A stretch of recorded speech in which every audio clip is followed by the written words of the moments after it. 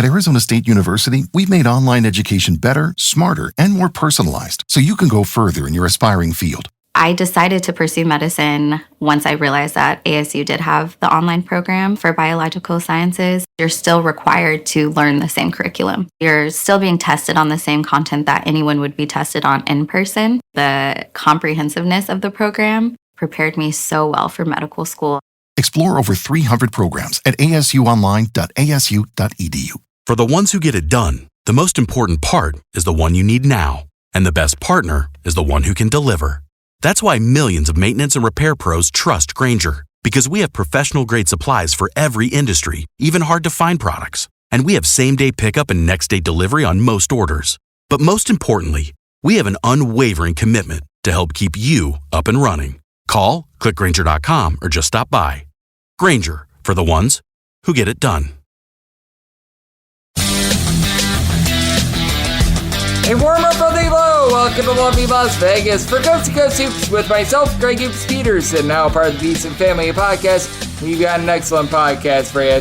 Join me in segment number 2. We are going to be joined by one of our good friends, Justin Perri. He does such amazing work over at Chalk Quality Bets. He's going to be diving in on what we all saw on Saturday, how insane, how crazy it was, what he's been making out of these home underdogs, just not getting the job done, sort of the tiers of teams that we're seeing in college basketball. And we're going to be taking a look at some of Sunday's games as well. That includes the big Purdue versus Rutgers game. So we're going to be doing that in segment number 2. In the final segment, going to get you guys picks and analysis on every game on the betting board for this college basketball Sunday as we hit some bank shots. If you have a question, comment, segment idea, what have you for this podcast, you do have one of two ways to be able to fire those in. First one is my Twitter/X timeline at Jaden_D1. Keep in mind, letters CM, they mean does not matter, so as per usual, please do send these into the timeline. Other way, that is fine in an Apple Podcast review. If you rate this podcast 5 stars, it is very much appreciated. And then from there, you're able to fire on whatever you'd like to hear on this podcast via that 5-star review. We did not get in any Twitter/X questions today, but boy, oh boy, did we have a whale of a day in college basketball on Saturday. So let's take a look back at it. We're going to probably do about 25 to 30 minutes worth of recap. Would be impossible to try to do all 152 games to recap, but that's it. We're going to try to hit some of the highlights here, try to find some trends, and try to get to know these teams a little bit better. Games from yesterday is Greg buzzing about. Here is the rowdy recap. The day started with craziness if you were on the betting side of Kansas versus Iowa State, as Iowa State gets a win by kind of 79 to 75. They do not get the cover, though, as in a lot of places they close as a 4.5 to 5 point favorite. Case where Iowa State is up 7 points with mere seconds remaining. And then Kevin McCullough, if you were betting on Kansas, and I did have the points in this one, I'm not going to lie to you, he had your bankroll covered, as Iowa State 14 of 30 from 3-point range, but 9 of 18 at the free throw line. You had Trey King be the king with 21 points. Damon Lipsby was dominant, and this was a really good display from Iowa State. Even though they lose the rebound battle by kind of 40 to 34, this team was just drilling everything for Kansas. You had KJ Adams chip in there, 13 points. Hunter Dickinson, 20 points, 15 rebounds. But once again, very much a top-heavy team. They only got 2 points out of their bench. Meanwhile, Iowa State, they were able to get 18, but for Iowa State, no cover because at the very last second, you had Kevin McCullough be able to drill in there that 3. So that was a very much intrigue. And then the Big 12 in general just delivered a lot of intrigue. Unfortunately, my DK Network Write-Up pick went down as I was able to get it at a 155.5 in regulation. It stays under, but the problem was it went to triple overtime, and best of luck trying to get an under in a game that goes to triple overtime, as TCU, they win in 3 overtimes over Baylor by a count of 105 to 102. Both of these teams very rock solid from the floor. The Baylor does shoot just 5 of 22 from 3-point range, and they go 27 of 38 at the free throw line. You had this Baylor team be able to win the rebound battle by a count of 44 to 37 with Yves Messi chip in there 25 points. But for TCU, man, that was really able to be on a mission and get it done for this team. Jameer Nelson Jr., 30 big points off the bench. Not often you play 52 minutes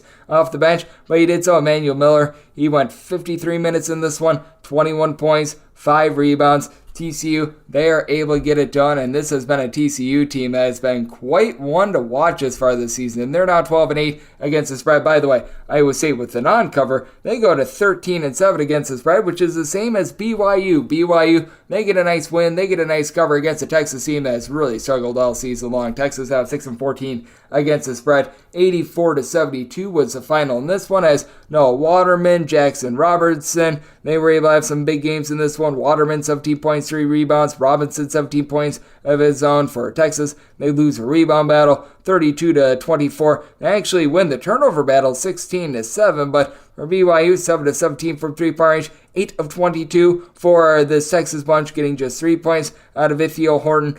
Dylan Mitchell needed a little bit more out of him. 6 points, 5 rebounds. Very good display by BYU. And also out there in the Big 12, you had a very nice display from Texas Tech going on the road. They get the win over Oklahoma 85-84. And if you're looking at straight up standings, Texas Tech at 5-1. They right now lead the conference. And for Oklahoma, that's how back-to-back home losses. As for Oklahoma, they do go 11 of 26 from 3-point range. But for Texas Tech, how about 30 of 57 from the floor? They do commit in this game 10 turnovers, as Oklahoma, they had 11 of their own. And for Oklahoma, you had Rivaldo Suarez coming off the bench for 19 points and rebounds, so he did a relatively solid job, but 11 boards, 5 assists, 7 points out of Darion Williams. He was able to be Mr. Do-It-All for the team, and they were able to get it done in this one. If you're looking at other ranked action, how about what we saw out of North Carolina, being able to get it done against Florida State, 75-68. Most places have between about a 6.5 to a 7, but this is a North Carolina team that has been playing some really good defense recently. For Florida State, they do go 9 of 20 from 3-point range, but for North Carolina, they were able to get 24 big points out of R.J. Davis and Harrison Ingram. 13 points, 17 rebounds. Armando Bacot, once again, a relatively pedestrian effort. 5 points, 4 boards, but this North Carolina team just keeps on rolling, and now this Marquette team has a rolling over Seton Hall. They get the win, 75-57. Seton Hall just 3 of 16 from 3-point range in this one. They were once again playing without having Kadari Richmond in the starting lineup. Meanwhile, for Marquette, 8 of 18 from distance. You were able to have 20 points out of David Joplin, 21 out of Oso Ogudero. Not a lot of scoring from Tyler Kolek and 5 turnovers, but 11 assists out of him. So he did a nice job letting other guys cook, and boy, were they a cooking. And for Duke, they were very nearly cooked for a second straight week at home, but they just get by Clemson 72-71. It was a call at the end of the game that you knew that Duke was going to be able to get. And for Clemson, very game effort. They're able to win the rebound battle by a count of 42-33. And with this Duke team, they do allow PJ Hall to go off for 19 points, 10 boards. It was a case where you had, for Duke, just another very good display out of one Mr. Jared McCain. McCain, he was able to chip in there 21 points, 5 boards, trio of steals. For Duke, they win the turnover battle 9-7, despite the fact that they lose the rebound battle. They go 21 of 33 at the free throw line. Clemson, 18 of 22 at the charity stripe. Mississippi State, they were able to get the job done as an unranked team, playing at home against Auburn, 64-58, the final, as for Auburn, just 6 of 24 from 3-point range. Auburn has been a very good team all season long, but true road games, we saw it against Appalachian State. They've been really the bane of them. And then Charles Matthews, DJ Jeffries, a combined 23 rebounds. Auburn as a team had just 30, as Mississippi State as a team, they had 45. So they were able to win from within there. And if you're looking at more of your top overall cover 8 teams in all of college basketball, as we've hit on a lot of the top 25 results that were very much of intrigue. How about Minnesota now 17-3 against the spread? They were on the road against Penn State, and they went on the road and got an 83-74 win. For Minnesota, they go just 4 of 14 from 3-point range, but 23 of 26 at the charity stripe. They were able to do a solid job of being able to win the battle on the glass as well, 33-28. This team just continues to cover spreads. They continue to get wins. Dawson Garcia, 20 points, 4 boards, trio of assists. And then for Penn State, they go just 5 of 19 from 3-point range. So Minnesota once again able to get it done. Your second best cover 8 team, they had one of the bigger wins of the day. That would be Richmond. They take down Dayton 69-64 in a game where they set college basketball back to the dark ages early on in this one. It really took quite some time for Richmond to be able to get it going. As a matter of fact, Richmond was up 20-15 at the half. This despite the fact that for Richmond, They had 4 points in the first 8 minutes and 48 seconds in this game, so it was a slow start for Richmond, but the Itsy Bitsy Spiders, they were able to get it done. By the way, this game went over the total, despite the fact that you had 35 points in the first half. For Dayton, they go just 10 of 33 from three-point range. You did have Javon Burnett be able to chip in their 18 points, but Richmond has been one of the most efficient offenses in all of college basketball, and it was Isaac Bigelow that really came to big below for Richmond. 12 points, 15 rebounds. For Richmond, they do lose that rebound battle 42-39, but they win the turnover battle 11-8. So very intriguing result out there. Team has been able to make you money all season long has been the UMass Minutemen, and they go to 14-6 against the spread. They take down St. Louis 84-73. For UMass, they have a deal with an injury to Matt Cross. He was back out there in the fold in this one. 19 points, 5 boards, 5 assists. UMass wins the turnover battle by a count of 12-7. They win the rebound battle 38-29. Another master class from them. Another team has been able to make you a lot of money this year has actually been Southern Utah. Southern Utah now 14-4 against the spread. They go on the road and they pummel Abilene Christian 82-67. Southern Utah goes 5 of 11 from three-point range. Abilene Christian 12 of 22 at the free throw line. And for Southern Utah, Mr. Ford was built for tough. Dominique Ford, he was able to chip in their 23 big points. So a heck of an effort from them. And how about a heck of an effort from UT Arlington, who's been trying to cover some spreads this season. They were about a 5.5 to a 6-point underdog in this one. For Grand Canyon, they get the job done by a count of 67-61. This is a Grand Canyon team that has been really good all season long. Now 19-2 straight up for UT Arlington. After this one, they went to 12-6 against the spread. As for Arlington, the bane of their existence thus far this season has been turnovers. They go 5 of 22 from three-point range, and they turn the ball over 25 times in this one. And for Grand Canyon, there's 67 points. 31 of them came at the free throw line. 27 fouls called on UT Arlington in their home court. So that was very interesting to take a look at, to say the least. And out there in the WAC, the team has really been the fade, has been Stone Cold Steve F. Austin. They lose to Cal Baptist on their home floor 81-79 as 3.5-point favorites, as Cal Baptist has been a team that has been a little bit all over the place this season with their offense. And for Cal Baptist, they got down quite big in this one. They were down 14 points early on in the first half, but Dominique Daniels was able to lead the team with 29 points. For Cal Baptist, they've been just 8-10 against the spread themselves, but they were able to get this one done. The top under team in all of college basketball, they did get over on Saturday. As for Dartmouth, they win against Brown 75-71. Just their third over thus far this season. No other team in college basketball has fewer than 4 overs, by the way. But for Dartmouth, 12 of 20 from three-point range. Brown was just catching a falling knife on this game. As for Dartmouth, 20 points off the bench for Dusan Deskovich. You had for Brown, Nana Owusu-Anane chip in their 20 points, but that was very much of intrigue. Your second best under team, that would actually be our good friends over there at Western Illinois. And for Western Illinois, they lose, they do not cover against Marist State, but wasn't due to their defense. 64-50 the final. For Western Illinois, they go 18-62 from the floor. Marist State, they were able to win the rebound battle by a count of 40-36, and they've got a guy by the name of Riley Minix who's pretty stinking good. 17 points, 11 boards. He was able to chip in their 2 blocks, so the unders just keep coming for them. The unders just keep coming for Notre Dame as well. Notre Dame, another loss, but another relatively good effort on a tight spread. They aren't able to cover this one because this one went down to about a 1.5 to a 2-point spread. But now for Notre Dame, 15 unders of 5 overs. Thus far this season, this was a game which was very slow out of the gates. Things were starting to pick up a little bit more towards the back half, but for Notre Dame,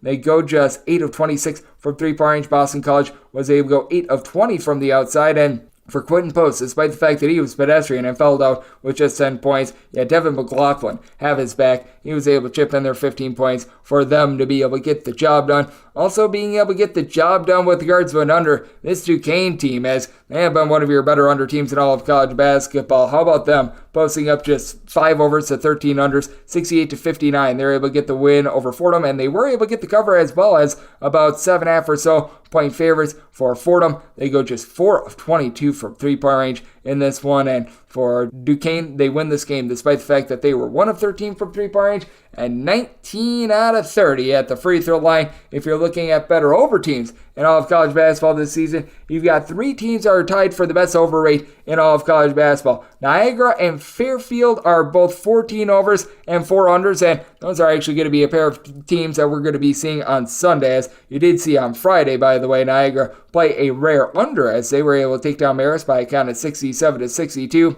The other team that's 14 and 4 to the over, that would be Denver, and the Pioneers, well, they've been pioneering some great offense and some bad defense, and they played yet another over on Saturday, 91-72. Nebraska of Omaha goes on the road, and they knock off Denver as they shoot 13 out of 23 from three-point range in the process. I have to wonder if Denver was tired after playing multiple overtimes just days before. Tommy Bruner, the nation's leader in scoring, had 21 points, and for Denver, they lose this game despite the fact that they win the turnover battle by a count of 14-4 and lost the rebound battle by 11. And Frankie Fiddler, well, he was fiddling his way to 31 points in this one. Kentucky has also been a really good over team. They, Oregon State, San Jose State, Wright St, UW-Milwaukee have all went 14 overs to 5 unders as far this season. And for Kentucky, they played an under. And if you took the overnight line of 6 to 6.5 with Arkansas, you got a very fortunate and one to be able to get either a push or a win there. 63-57 was the final. And for Kentucky, they were stuck in the mud all game long. This was very much a nip and tuck game that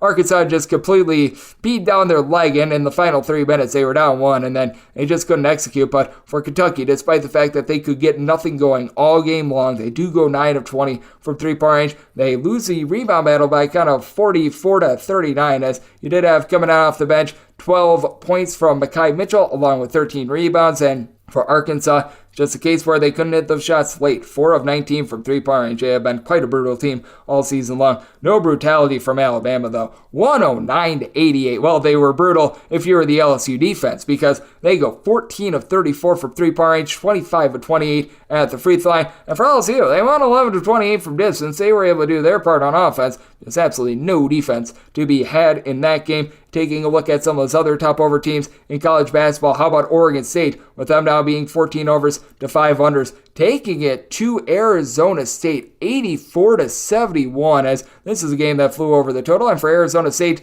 they played in an over where they shot 3 of 26 from three-point range. They win the turnover battle, Arizona State does, 15-7, but Jordan Pope, he was the Pope in this one. 19 points, and then Michael Rataj was able to give you 16 points and rebounds for Oregon State to be able to get that one. And also in the Pac-12, how about Oregon falling to Arizona? A nice bounce back for the Wildcats by a count of 87-78 after they lost to Oregon State, where they just couldn't guard the arc to save their lives. They did have Oregon go 7 of 18 from three-point range against them, but Caleb Love, 5 of 8 from three-point range, 36 big points. That was the Arizona that we all knew and love, and they came to play in this one. UW-Milwaukee, thanks to double overtime, they were able to get an over on Saturday as they were playing against Oakland, and Oakland on the road, they get a 91-87 double overtime win as Oakland goes 15 out of 41 from three-point range.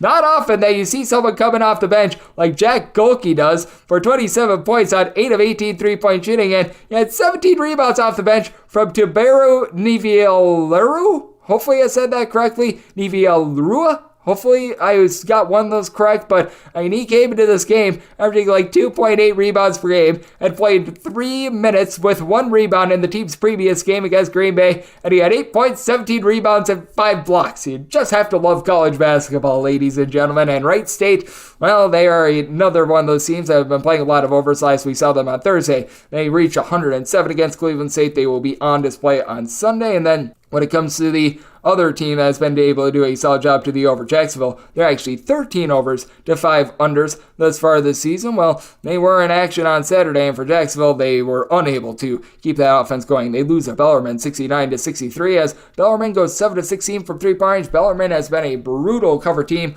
all season long, but they were able to find it in this one And then you did have a little bit of a rise of the tomato cans in some instances on Saturday in college basketball. Pacific has been a fadeable team all season long. They are now 4-16 against the spread because they hung in there with Gonzaga. They were catching well north of 20 points. Gonzaga wins, but Gonzaga was actually trailing at the half, 35-34. Pacific loses 82-73 for Gonzaga. They allow Pacific to shoot 47.5% from the field. Gonzaga loses the turnover battle 12-9. Fortunately for them, Pacific has no size whatsoever, and they lost a rebound battle by a count of 20-34. But for Gonzaga, man, that was able to bail them out. Anton Watson, 12 points, 11 boards, and then you were able to get 20 points out of Graham Ike in this one. So Pacific was able to get a cover. Old Dominion is also 4-16 against the spread, and well, they did not get the cover. Old Dominion, they lose to Georgia Southern on their home floor by a count of 76-70. A team in Georgia Southern that entered in the day 4-16 straight up, and for Old Dominion, well, they have been old, not so great on defense. 24 of 28 at the free throw line for Georgia Southern. Georgia Southern and Tyron Moore give you more with 21 points in this one. Detroit, shock, surprise, surprise. They've been one of your worst cover 8 teams in all of college basketball. And UW Green Bay, they've been a team that's really been able to make you some good money this year. They're now 15-6 against the spread. They cover the minus 11.5 number, 78-64. Sundance Wicks doing some good work out there in the great state of Wisconsin as Noah Reynolds, 34 points, 6 boards, 5 assists. And for Detroit, 4 of 19 from 3-point range. They just continue their absolute stinkitude thus far this season. So that was a little bit of a brutal one out there. Marist St, by the way, with their winning cover, they were able to go to 13-4 against the spread thus far this season. And South Carolina now 15-5 against the spread this season. They were able to get a nice winning cover against a Missouri team that they themselves, boy, it's been a little bit rough for them as they're now 5-15 against the spread, 72-64.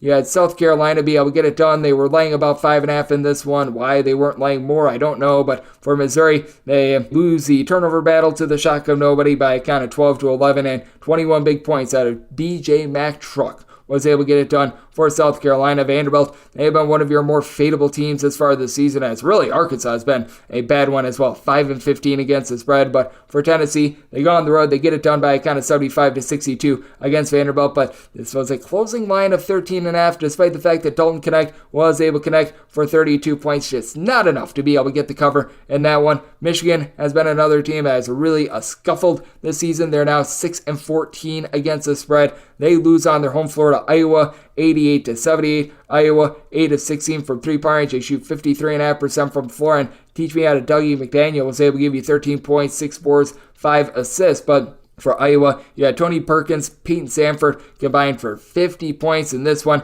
as they were able to get it done. And Illinois has been able to do a relatively solid job of being able to get her done. And Indiana has been one of those teams that's been having a tough time covering all season long. But Illinois unable to cover against Indiana, 70-62. And Illinois, I believe, is the only team in all of college basketball 3 pushes on the spread this far this season, 10-7-3 against the spread. Indiana, with this cover, they improved to 9-10-1 against the spread. Malika Renew was able to give you 21 points in this one. It was an Illinois team that was able to win this game despite the fact that Terrence Shannon went for just 12 points on 2 of 10 shooting. So had some nice intrigue out there in the Big Ten, including Maryland taking down Nebraska 73-51. Just an absolute no-show of an effort there from Nebraska. If you're looking at other teams in the top 25 that were in action, Utah State in overtime, they get it done against Boise State 90-84. This has been a really awesome Utah State team, a Mountain West that I think could get 5 teams into the NCAA tournament. Utah State now 10-7-1 against the spread. As for Utah State, they go just 6 of 23 from 3-point range, but 26 of 31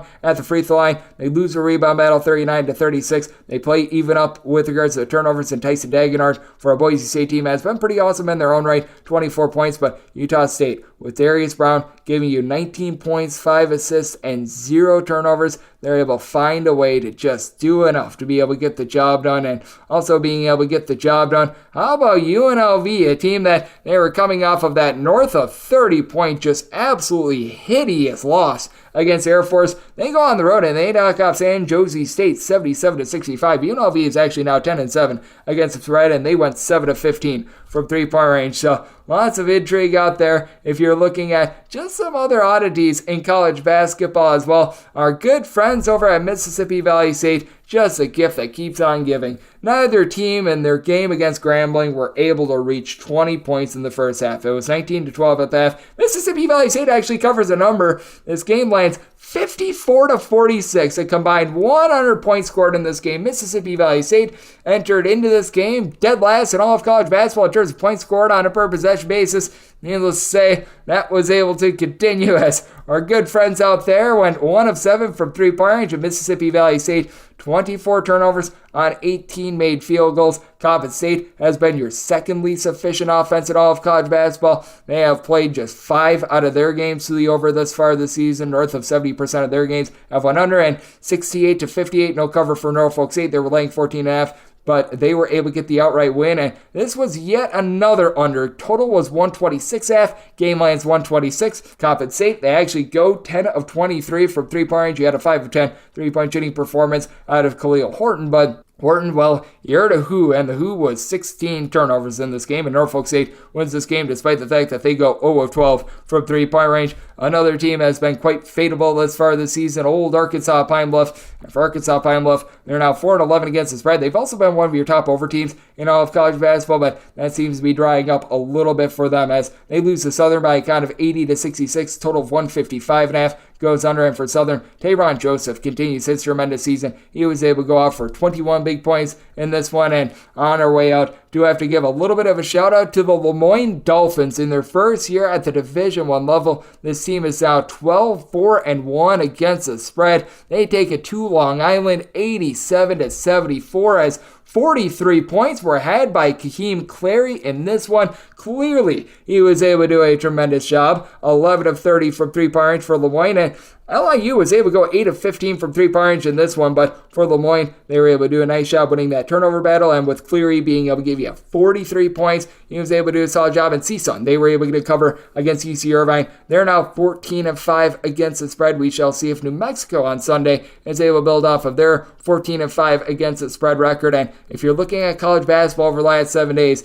we have been seeing the home underdogs having a rough go of it. We're going to be talking about a little bit more with Justin Perri. Home underdogs 51-59-1 against the spread, but unders, they are starting to come back. 175 unders, 151 overs over the last 7 days. That's a 53.7% hit rate to the under. Favorites overall over the last 7 days, by the way, hitting at 52.2%. So if you've been blindly taking favorites, it's been working out well for you. Overall, this college basketball season, overs still have the lead at 51.4%. 1,739 overs, 1,642 unders. Meanwhile, home underdogs 437, 454, and 16 against the spread. So that's where we're seeing college basketball right now, and that's what we got on a loaded college basketball Saturday. And coming up next, we're going to be talking about those home underdogs. We're going to talk about what we saw on Saturday and just general observations with our good friend Justin Perri over at Quality Bets. That's up next right here on Coast to Coast Hoops with myself, Greg Peters, and now a part of the Houston Family Podcast.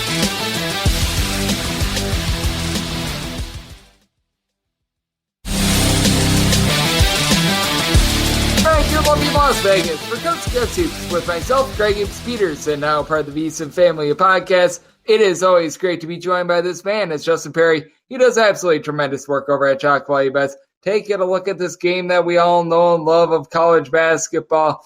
We certainly saw some harebrained results. We saw some craziness on Saturday. It is not easy to remain sane this time of year, but this is a man that keeps his sanity about him and does a tremendous job of helping us decipher something that is very difficult to decipher, to say the least. To be able to follow Justin on Twitter/X, that is at Justin Perri, the number 8 altogether. And then you want to check out his TikTok, that is at Easy Enough College Basketball Picks. I mean, that is just absolutely immaculate to be able to get that sort of a handle. And Justin, always great to get you aboard. Thank you.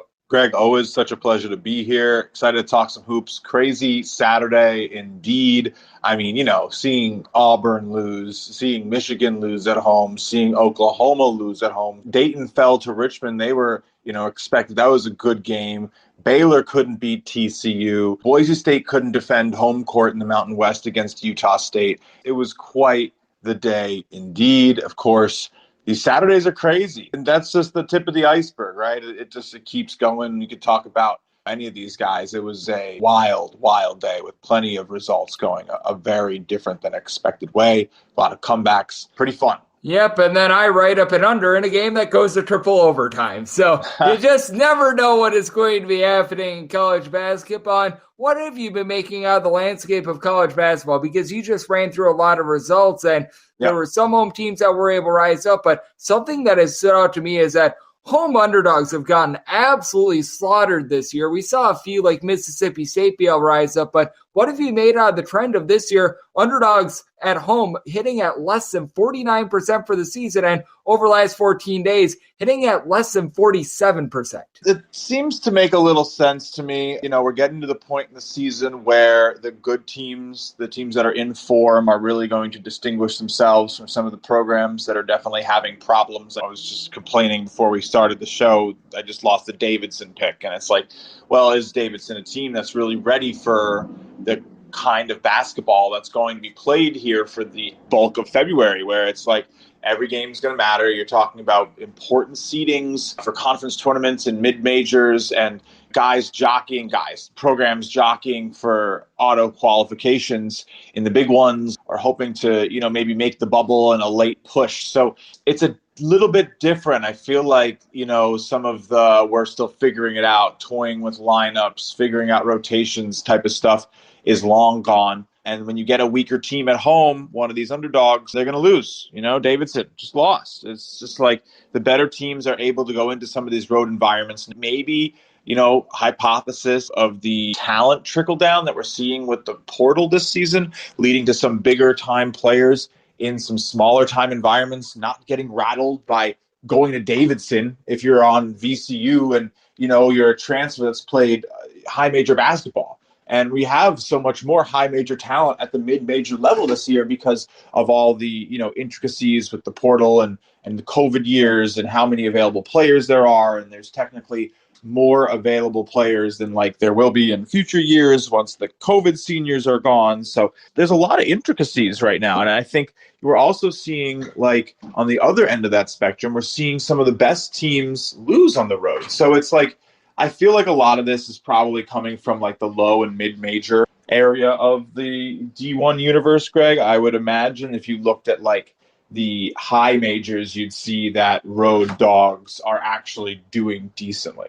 Yeah, it's been so interesting to take a look at this trend, because it has been a case where this season we have seen a lot of things in college basketball just be turned upside its head, as Justin Perri of Shot Quality Bets is joining me right here on Cups to Cups Hoops. But when it comes to what we're all getting in college basketball right now, you mentioned it, there's a little bit of a divide between the haves and the have-nots, but it does feel like when you get like two top teams, two teams that are sort of in that middle tier, it's about as equal as it gets. And I don't know how you view the right now landscape of college basketball, but there have not really been any teams that have separated themselves from everyone else. And I do think that there's a lot of vulnerabilities with darn near all these teams in the country. You're definitely right. There's definitely a grouping of teams. There's a pack, but there's not really anyone who's necessarily just separated themselves out from that pack. I mean, the leaders are Houston and Purdue. It feels like there's a clear 1-2. And then probably like a pretty nice fill out through 8, 9, 10, and top 15. Like Tennessee's very legit, maybe lacking a little bit of offensive luster. Arizona, UConn, and Alabama all have the offensive prowess. I think Alabama's sort of waiting in the wings here. Just got some nice wins. They weren't ranked. That might change Sunday. I wouldn't be shocked. I don't give too much credence to the poll. But yeah, I think there's some interesting teams there. I tend to like these teams that play a lot more offense than defense. So I do think Arizona and UConn are a little bit more potent than, let's say, how Auburn, UNC, and Tennessee are built. But that's like the cream of the crop for me. Like those 8 teams or so. If you really wanted to like throw in the next few, BYU, Wisconsin, Duke, Illinois even, and if you really wanted to get snazzy with it, I do love that Iowa State defense. You really can't knock it. It's just one of the best defenses in the country, given who they're playing against. I mean, we can't all be Rutgers in terms of defensive efficiency, but yeah, it's been good. But it's Houston for me, Greg. If you really ask me to boil it down and take one shot at it, I'd say Houston. Yeah, but this Houston team, the way that they were able to make a statement against a Kansas State team that they were very fortunate to have the record that they had. Let's call it what it is. They went to overtime against the likes of a North Alabama on their home floor. You sort of felt the shoe dropping for them, but man, I mean, every single team that they go up against, it feels like they stick them in the mud. They find ways to be able to get the job done. They did so in very convincing fashion on Saturday. I have been thoroughly impressed by them. As joining me on the show, we do have Justin Perri. I'm always impressed by him. He does tremendous work over at Chocolate Bets and is joining me right here on Coast to Coast Hoops. And I mean, when it comes to how I view things, I certainly do think that it's just jumbled up right now in college basketball. But a team that has been standing out to me is, ironically enough, not a team that's going to be that was playing on a Saturday, but rather a team we're going to be seeing on Sunday in Purdue. They're about a 10 to a 10.5 point favorite against Rutgers. I'm not sure what you make out of this game because you were alluding to Rutgers and how efficient on defense they are, but this Rutgers team has been showing some cracks with that defense, and for Purdue, this team has been incredible with the way that they've been able to take leaps forward with their offense this season. Yeah, I mean, Purdue, most efficient offense in the nation. It's not really funny. They're almost a full efficiency point better than Alabama, who is more than a full efficiency point better than UConn in offense, who's more than a point and a half better than Wisconsin. And it's like Purdue, to like the commonality of the best teams, is like a 6 point per 100 possession difference. So that's ridiculous. They're really, really good. They're the best team in one of the most efficient years of college basketball we've ever seen. So like historically good offense. Alabama, maybe a little bit more raw, but the adjusted offense for Purdue in terms of who they played, who they're doing it against, really, really impressive. And yeah, look, Rutgers is going to have a top 15 style defense. They're at home. It's a really interesting spot. But the problem is, Greg, is that Purdue sports a very good defense. So even though, yes, they might be able to slow up Zach Edey a little bit, Braden Smith obviously adding a lot of important creation and also like facilitating looks, has a good assist ratio. Of course, you have Zach Edey, you're going to have a good assist ratio. But the shooting has been a lot improved for Purdue this year. They feel a little bit more multifaceted than they have in years past. I mean, you're sitting here, they're shooting 40.6% from three. They're taking 36% of their shots from deep, which is pretty different than the Purdue's that we've seen in these past years that had trouble. They shot 32% from deep last season. They took more threes, but yeah, much more effective shooting. This just looks like a team that I think, is going to be able to get past the test of St. Peter's, of Fairleigh Dickinson. I like this Purdue team. I don't trust Rutgers as far as I can throw them, and they're not very far away from me here. So I think the number's around like that 12 opener currently? About 10.5 or so. That's pretty good. Yeah, I mean, look, I do tend to think that's a little low. I think there's a little bit of a price to pay for Big Ten home teams right now. And I don't know if I like that price. I don't know if I want to be paying that price. And we just talked about it. Home dogs are not exactly doing that great. So KenPom number sitting at 12. I haven't really started to fully attack a small slate, but I definitely think that's pretty doable for Purdue. And I want to get your thoughts on the total as well, as Justin Perri of Shot Quality Bets is joining me right here on Coast to Coast Hoops, because you were mentioning it, how Purdue is right now the number one most efficient offense in all of college basketball. This total opened up at 142. Right now it's falling to about 140.5 to 141. And I know that Rutgers is so good with their defense at the rack, but I just take a look at this Purdue team getting to 78 plus in 13 out of their last 15 games. And I really like the over here, even though I know that I could always have a case where Purdue might not be able to get 60 while Purdue gets 80 or something like that. But I look at this total and I think that it's too low. Yeah, I think I get why it's falling a bit. I would probably let it keep falling. You're talking about a Rutgers team that, sure, some of the work they've done at home recently in the conference is pretty reliable. Indiana game was like 123 points, but the only other game was Nebraska at home that they played. Fourth, they played Illinois at home in that weird island conference game in December? Yeah. Weird one, early December. That's probably the game that this looks a lot more like, is Illinois came in and dropped 76 and Rutgers put up 58. That's 134. So that's the type of thing that you're worried about. I think if you like there to be points scored, you want to bet on an over, maybe you look at Purdue's team total. I just don't trust Rutgers to get to what level they need here. The scoring has been very lackluster. Even that Nebraska game, 82 points in regulation, but it was 74-74. It's just their best shooting games are still pretty weak. So I'm not really sold on them. I'm not a big Rutgers fan. I'm not sure what I'm going to do about this one, but Rutgers definitely does concern me. I mean, some of these scoring outputs have been atrocious. They've only hit more than 6 3-pointers twice in their last 9 games. That tells you about the shooting. 4 made, 3 made, 5 made, 6, 6, 5, 7, 11, and 3. So they can't shoot. The shooting numbers look awful. So if you think Purdue can handle the defense, I think it's Purdue. So I'm probably going to end up taking the Boilermakers on this one too. Yeah, and it's been so interesting to take a look at the Big Ten as well. Typically a very slow, grimy conference. We've been seeing a lot of overs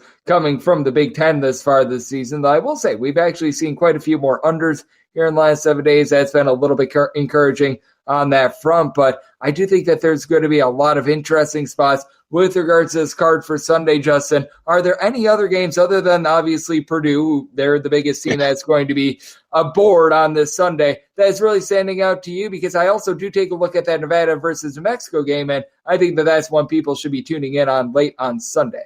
That's a really good one. Yeah, that's a fun game for Sunday. I think there's some good potential there for that Xavier at UConn game to still be decently exciting. People definitely sleep, but it hasn't been easy to win at home in the Big East, which is weird. So, again, this isn't going to be a home dog situation. It's going to be a home favorite. But I was someone who was down on FAU all offseason. I probably said it here with you a couple times, got into some good lighthearted jab on Twitter with a few people about, they shouldn't be ranked in the top 15, maybe not even top 30. Of course, I was met with so much, they're going to have one loss when we get into February. No. And look, a couple of these games have been close. They barely escaped UTSA. Wichita at home gave them a pretty good look. Then, of course, they've had some good games. But the downs for this FAU team are very interesting. And now they're hosting North Texas, who's,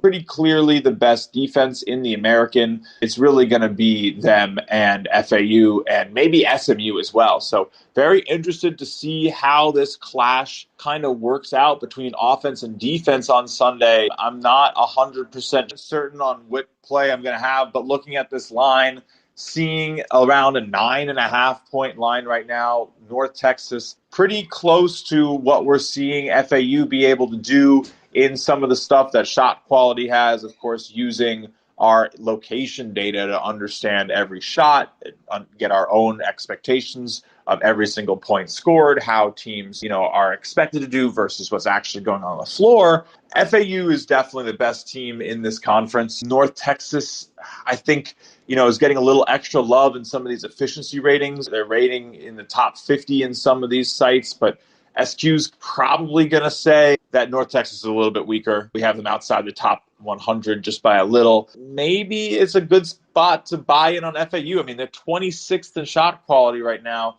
And I mean, last time I looked at the KenPom numbers, they were a little bit lower. So to see shot quality higher on a team like Florida Atlantic, that's crazy. Florida Atlantic currently sitting at 28. Okay, so pretty even. I think this is a tough one. I'd lean FAU getting it done at home, but that's a tight line. You're definitely paying a little extra. It should probably be around 8.5 rather than the 9.5. And this is probably not going to be any sort of a shootout with the way that North Texas, once again, one of the slowest, grimiest teams in all of college basketball. North Texas can be a little bit inconsistent with their offense. There's no question about that, but you know that the defense is going to bring the heat. Just like Justin Perri, every single time he joins this podcast, always brings the heat. Justin, you do absolutely tremendous work. Taking a look at this game that we all know and love.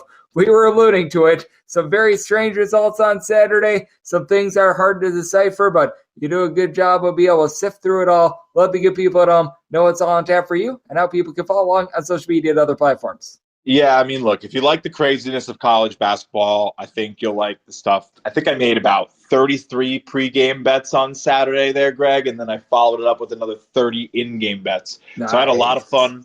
Crazy. I had a lot of fun.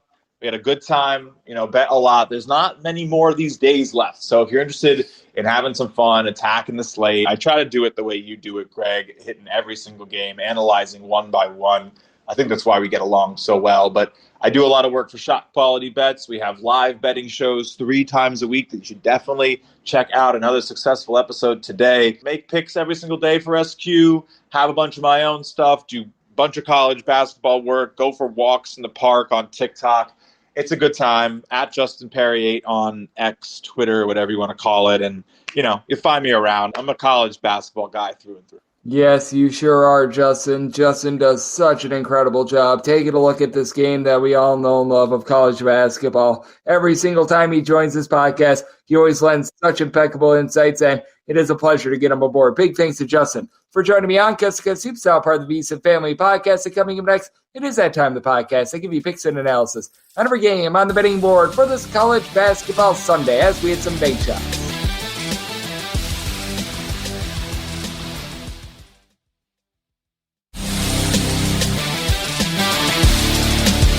We're back here in lovely Las Vegas for Cussica Soups with myself, Greg Hoops Peterson, now part of the VSiN Family Podcast. Always great to be joined by Justin Perri, doing such good work over there at Shot Quality Bets. Every single time he joins this show, I feel like we get a little bit smarter. He does such a good job of deciphering this game that we all know and love. One that can be very unpredictable, one that can be harebrained, and yet he's able to maintain sanity and a sphere where sometimes there's just not a lot of sanity. So big thanks to him for joining me in the last segment. Now it is that time of the podcast. I give you picks and analysis on every game on the betting board for this college basketball Sunday as we hit some bank shots. Most financial establishments close at a certain time, but not here. It is time for a side and total on every game on today's betting board bank shots.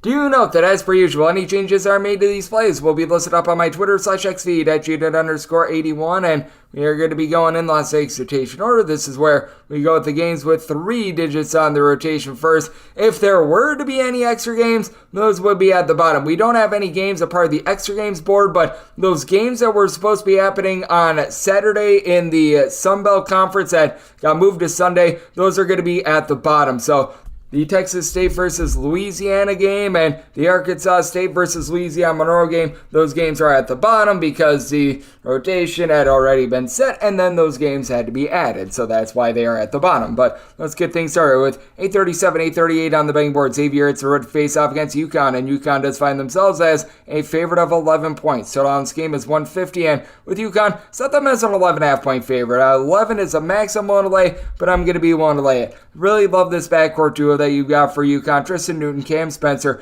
both give me 15.4 points per game apiece, and they both just are so well-rounded, with Newton being able to give you a triple-double on any given night. 6.5 boards, 6 assists, 1.3 steals per contest. Spencer, more of your three-point shooter, shooting 88% at the free throw line, 45% from three-point range to go along with 3.5 assists, a steal and a half, 4.3 rebounds per game. These guys have been just absolutely awesome, and this team has been just so locked down with regards to their defense. So honestly, it's been the offense that's really come to the forefront for UConn. Number 2 in all of college basketball in terms of points scored on a per possession basis. Not to say that this has been a bad defense by any stretch of the imagination either, though, as they're clocking in the top 35 with regards to points allowed on a per possession basis, and they're giving up 20.1 points fewer per 100 possessions at home rather than in a road/neutral court environment. And this is a Xavier team last year that was all gas, no breaks, and they've been able to improve that defense as well. That is part of the reason why I'm going to be taking a look at the under. Xavier 96th in the country in terms of points allowed on a per possession basis, but only allowing 1.6 points more per 100 possessions when they leave home rather than when they are at home. So they've been able to do a solid job holding up when they're away from their friendly confines, and they do have Abdul Usman,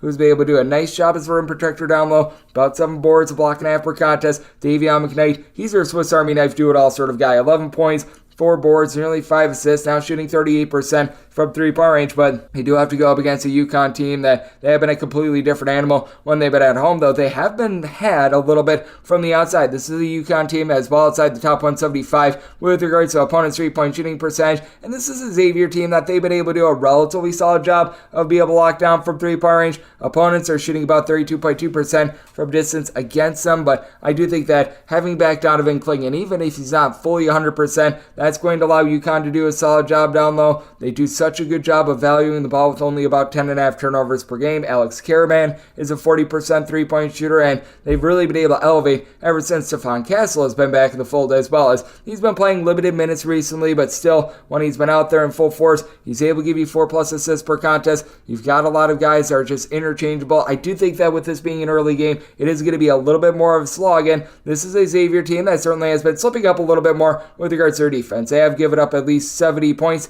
in now 4 out of their last 5 games, including taking an 80-75 loss against UConn on their home floor a few weeks ago. That was a game where UConn shot 11-24 from 3, north of 54.5% from the floor. I do think that we're going to see a little bit of a fall off there, and I do think that things get slowed down just a touch. UConn outside the top 200 with regards to total possessions per game. So I did set my number at an 11.5. I'm going to be willing to lay up to 11 with UConn. Made my total 145.5. So also looking at this total under 839, 840 on the betting board. Wright State, it's a road face-off against IUPUI. Old UEPUI is a 15-point underdog, and your total on this game between 158.5 and 159. I don't want to lay anything more than 15, but I'm willing to lay 15. This is an IUPUI team that, honestly, they've been a little bit better in recent days with regards to being able to give you a little bit more on offense. They had that 85-point outburst in their win on the road against Fort Wayne, but man, this is still a rough team. They're outside the top 275 in terms of both points scored and points allowed on a per possession basis.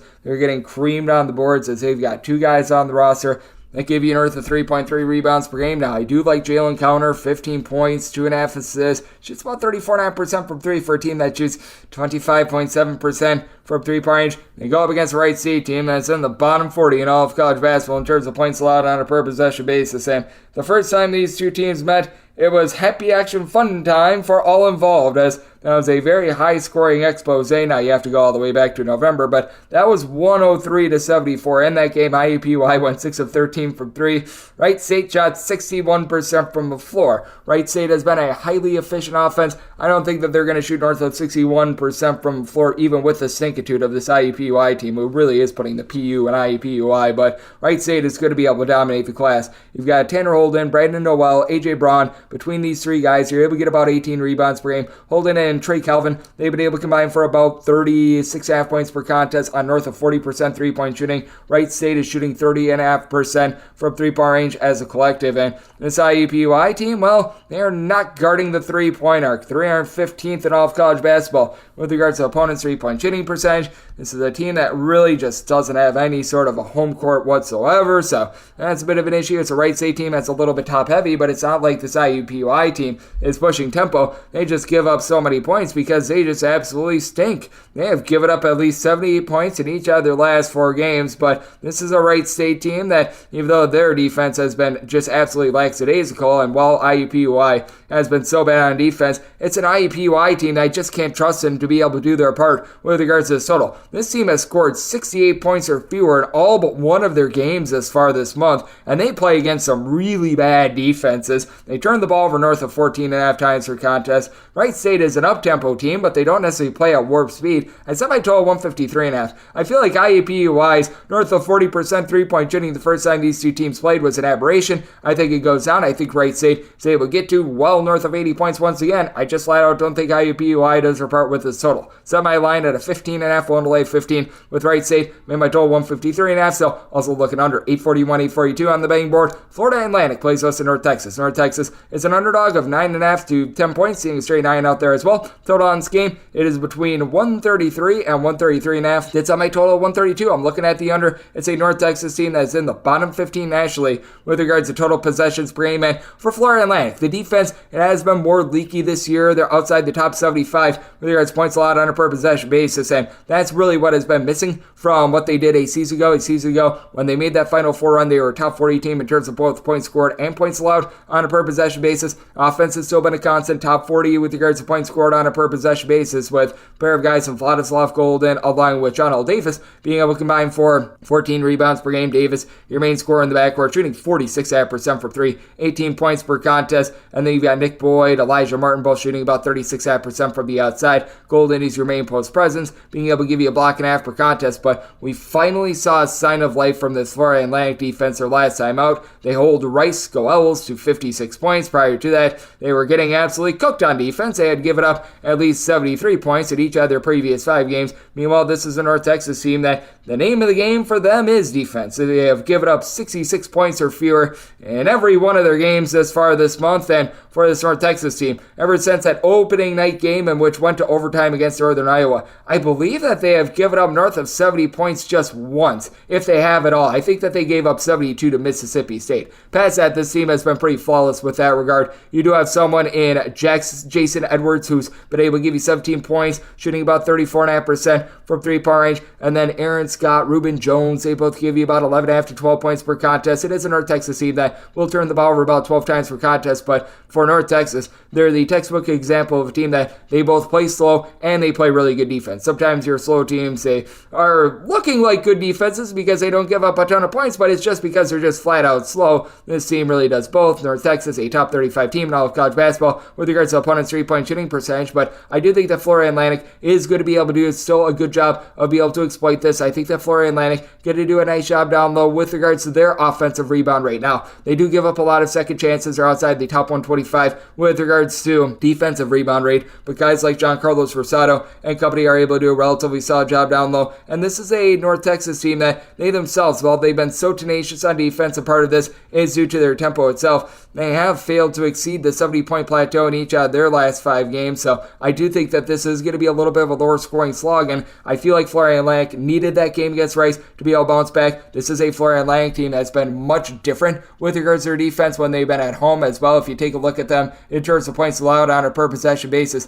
this is a squad that when they are in their friendly confines, they're giving up about 11.3 points fewer per 100 possessions rather than in a road/shoot-record environment. And this is a North Texas team that their defense travels. They're actually, as a matter of fact, giving up a tenth of a point fewer per 100 possessions when they're in a road/shoot-record environment rather than when they are at home. But the offense, it really does suffer. This is a North Texas team that when they're in a road/shoot-record environment, their offense drops by nearly 24.6 points per 100 possessions. So it is a spot where I did set Florida Atlantic as a 10-point favorite. I'm going to be willing to lay the number. Even if you do get some late game felling, I think that this is going to be a bit of a slog. So I might total 132. So also looking at this total under 843, 844 is going to be the DK Network Write-Up pick. We're going to go away from under. So after yesterday, Purdue, they're in the road, they're facing off against Rutgers. Rutgers finds themselves as 9.5 to 10-point underdogs at home. Total on this game is 142, and I did set Purdue as a 7.5-point favorite. I'm going to be willing to take the points with Rutgers, and part of the reason why I am going to be taking a look at this total over is because I do think that you might be getting a little bit of late game felling, and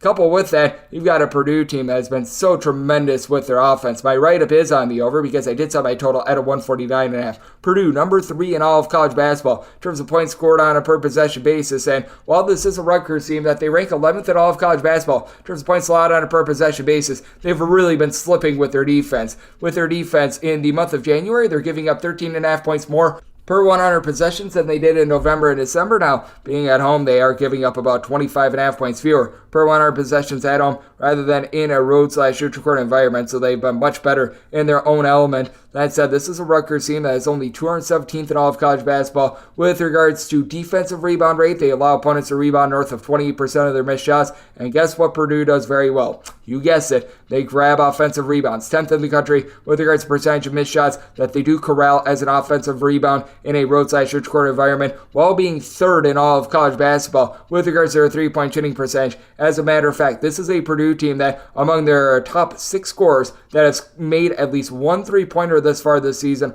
all but one of them are shooting north of 42.5% from 3, and the outlier is Lance Jones, who shoots 35.8% from 3-point range. It's literally everyone that's able to do it for the team. Now, the reason why I do think that Rutgers is going to be able to hold in there is, for one, the rack is just such a tough place to play, and 2, I do think that Cliff Ambarui is actually one of the better big men at being able to not win the battle down low against Zach Edey. He's not going to win that battle, but at the very least not getting completely blown off the court He supplies 11 points, 9 boards, 3.3 blocks per contest. It is a Rutgers team that they do only shoot about 29.5% from 3, and they themselves are about 310th in the country with regards to points scored on a per possession basis. But this is a Purdue team that they do slip up with regards to their defense, giving up 14 plus points more per 100 possessions in a roadside shoot corner environment rather than at home. At home, they allow opponents to shoot just 27% from 3. That goes to about 34.8% from distance when they are away from home. They are going to have to compete as well with a Rutgers defense that is 106th in all of college basketball with regards to opponents' 3-point shooting percentage. I've liked what I've seen out of Derek Simpson as well for Rutgers.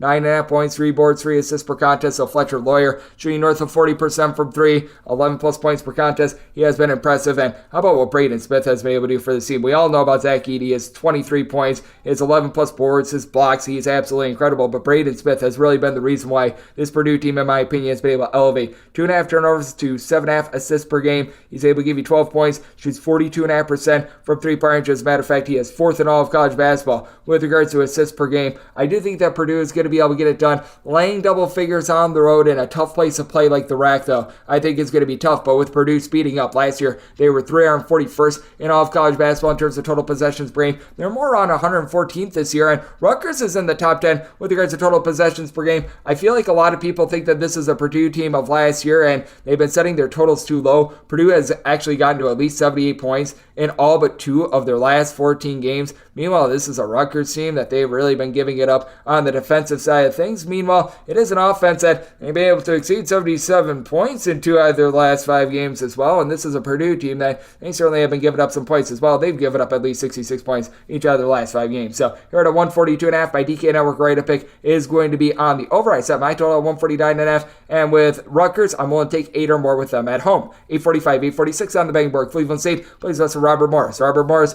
is a underdog of 8 points. Total on this game is 153 to 153.5 with Robert Morris. I did set them as an underdog of 9.5 points. I'm going to be willing to lay it. This Cleveland State team has been able to do a relatively solid job with regards to their defense in a conference where there's not a lot of defense to be had. For Cleveland State, they're going to be able to push you off the 3-point arc, and they're going to be able to generate turnovers. Cleveland State, about 126th in all of college basketball with regards to opponents' 3-point shooting percentage. Matter of fact, opponents are shooting about 31.5% from 3-point range at home against them. And this is a Cleveland State team that very much out of your top 5 guys, 4 of them generate at least a steal per contest. Cleveland State 50th in all of college basketball in terms of turnovers forced on a per possession basis, going up against a Robert Morris team that they are outside the top 275 with regards to ball security. They are turning the ball over north of 14 times per contest. It's a Robert Morris team that does have Justice Williams, who's been able to give you double figures, but he's got a negative assist to turnover ratio, really doesn't shoot it well from 3-point range. This is a Robert Morris team that as a whole, they're shooting less than 32.5% from 3-point range, as they've been really relying upon the transfer from the MAC and Marquise Hastings to be able to get things going. 15 points, 8 boards. He's shooting 38% from 3. It's a 6'7" combo player, but Tristan Enaruna has been tremendous for this Cleveland State team. 18 points, 6.5 boards, 3 assists, 1.3 steals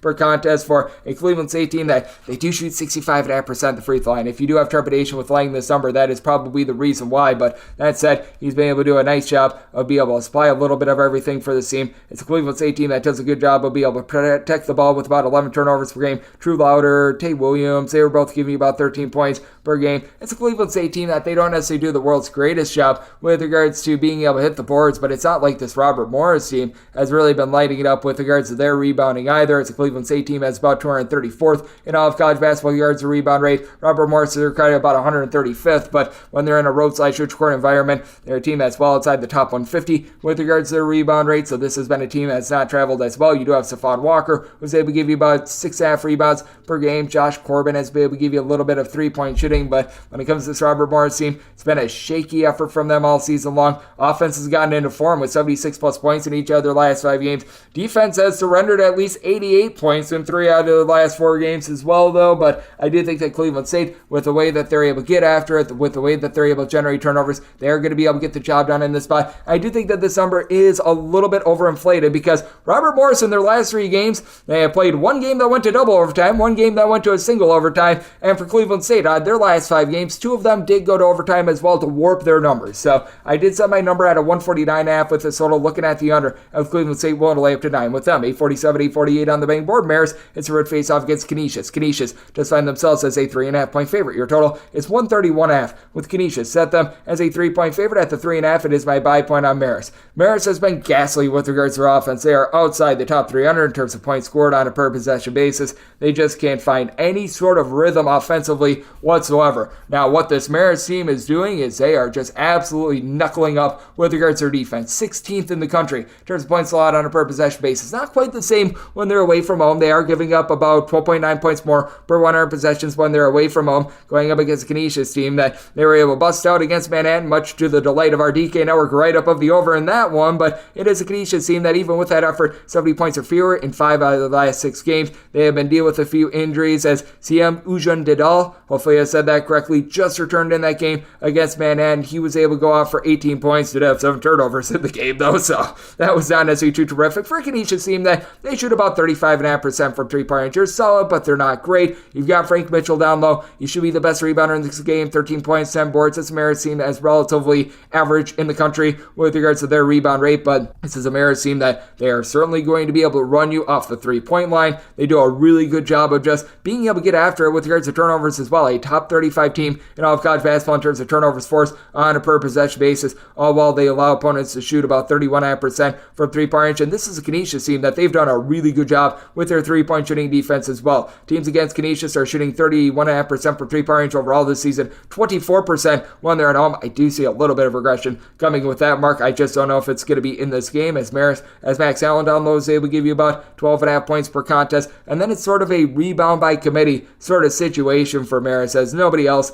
really gives you north of 5 rebounds per game, aside from Isaiah Brickner, who's been dealing with injuries, so that's been a bit of a concern. It is a Marist team that they shoot about 33% from 3-point range, but their top 3-point shooter, Jackson Price, he's been dealing with some injuries as well. Returned in that game against Niagara, but in a very limited capacity, so that should be able to help out this Marist team just a little bit. But I do think that Marist going to be able to hold up defensively. This has been a squad that has given up north of 72 points, I believe, just twice all season long. But this offense, it has just not been there. 62 points or fewer scored in 5 out of their last 6 games. And it's a Canisius team that, even though the offense has been sort of slip-sliding away from them, they have been relatively solid with their defense. The game against Ryder, that went to overtime. So in regulation, they've given up 70 points or fewer in 5 out of their last 6 games. So I do think that you get more of a slog in this one. Set by total of 131, looking at the under. And at 3+, I'm going to be taking a look at the points with Marist. 849, 850 on the betting board. Youngstown St plays Western Northern Kentucky. The Norse find themselves as a 6.5 point underdog. Total on this game, 144.5. With Northern Kentucky, did set them as an underdog of 5.5 points. So getting 6 to 6.5, I'm going to be willing to take a look at these points.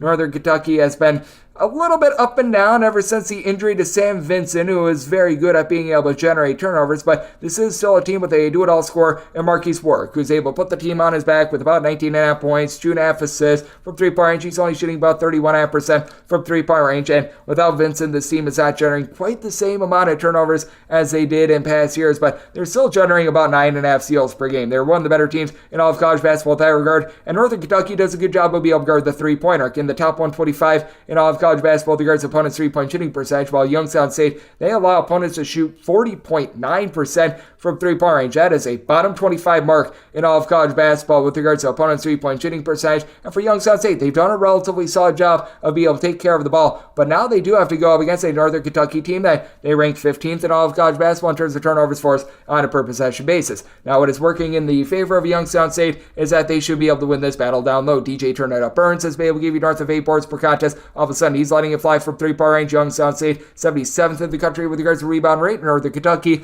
is 253rd. They've got nobody really other than Trey Robinson, who's been able to give you north of 5.1 rebounds per contest. You've been able to get a little bit of production out of the Marquette transfer in Keon Itejere. He's been able to give you about 5 boards per contest, and has been able to emerge a little bit more recently. 5+ rebounds in each of the team's last 5 games, but Ziggy Reed is a versatile player that I do think that Northern Kentucky is going to have a tough time going up against. 2.5 assists, 14 points, 4.5 boards, 46.5% 3-point shooter for a Youngstown State team that isn't quite the same on offense as they were a season ago, but they still shoot about 34% from 3, 76% of the free throw line.